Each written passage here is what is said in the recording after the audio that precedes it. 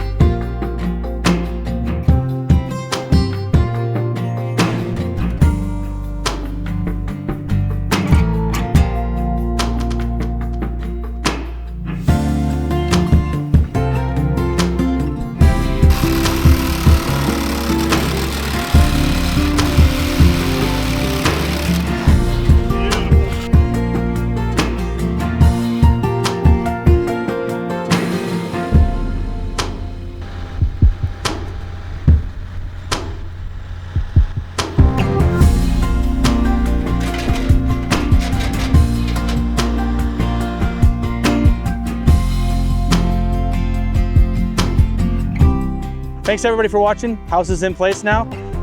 Look for upcoming tours, like, subscribe, comment on any videos you'd like to see, and we'll see you on the next one.